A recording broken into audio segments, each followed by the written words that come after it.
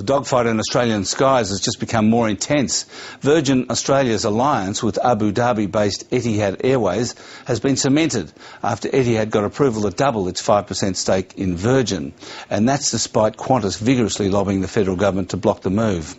I spoke to Virgin Australia Chief Executive John Borghetti. Well, John Borghetti, apparently Qantas has been actively campaigning in the background against the tie-up between Etihad and Virgin. There was a leaked paper that said there were dire consequences for their business. So, but they should be worried, shouldn't they? I mean, you know, you are coming after them, and now with Etihad potentially owning 10%, it's going to make you stronger. Well, I think there's two separate issues there. One is a small ownership of Virgin Australia by Etihad, and the second is the impact that we're having and bringing competition into the market, which has traditionally been a stronghold for Qantas. Now, they're two totally separate things. But if you look at the Etihad ownership in particular, I think I read in the paper this morning that James made it very clear he has no intention of taking it over. And indeed, there are much bigger shareholders than James, even if he reaches the 10%, which of course he will over time. We've got Richard Branson at 26, we've got Air New Zealand at 19. So it really is a small stake, and I think... James Hogan, who you're referring to as the CEO of Etihad, he said that Qantas was being un-Australian, xenophobic. What do you think of that? Do you agree with him? You'll have to ask him and get his views on it. But, no, but what do you think of Qantas' attitude? I think what I would say, though, is there's a lot of misinformation and a lot of jumping at shadows in the market, and I think people should take a cold shower. How will the alliance between you work? I mean, how will you make more money and do better by having them as a shareholder? Look, the alliance won't work any different to how it's worked for the last 12 to 18 months. It's been very good for both of us. We provide feed for them on their Europe services. They provide feed for us on our domestic services. We code share between here and the Middle East and beyond, of course. And it's been very good for both of us. So, you know, I think the equity investment doesn't really impact the alliance that we have, because it's such a strong alliance, and it's been working very well for both of us. So how many points of market share do you think they're responsible for in your domestic business?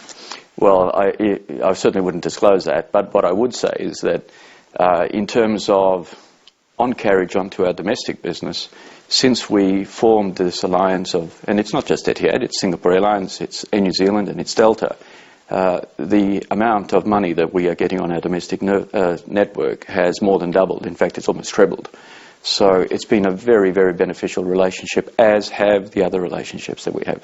So are you ahead of where you thought you'd be, you wanted to be? Yes. How far ahead? Reasonably far ahead. We set ourselves a target of achieving certain goals within 3 years. We've just entered the third year, and we've almost achieved all of them. So I'm pretty pleased with the progress. But, you know, the issue with this is that you don't sit on your laurels. In the year to May, Virgin carried more passengers than Qantas mainline. Was that one of your ambitions? No. Over 3 years? I've said consistently, you know, since I walked into the job, we have no capacity share target or market share target other than, you know, attracting a certain amount of business traffic onto our aeroplanes. I think, generally speaking, what I'd say is that capacity should be the result of strategy, should not be the strategy. And certainly you'll never hear us talk about a line in the sand or a specific capacity share, because frankly I think that's irrelevant. Business class fares are down 20%, so there's clearly a price war going on. What are you targeting there? Is it share or profitability or what? Well, price war is certainly a good way of putting it in business class, and so there should be. Because let's not forget that for more than 10 years, whilst economy fares and promotional fares at the leisure end have dropped significantly, in fact on some routes it's halved, because of the competition at the low end, there was no competition at the top end since Ansett stopped flying. So we deliberately entered that market, and we know that the fares were very high, and we could bring competition at lower fares with better service. And that's exactly what we've done, and I think you'll find that the fares have dropped more than 20%. More than how much have they dropped? Well, the last statistics I saw were around 25. And is there more to go? No, we're comfortable with that level, but we'll be competitive, and if the fares drop further, we'll be competitive. And is it still profitable business at 25% lower fares? Well, I think you've got to look at the profitability of the business as a whole.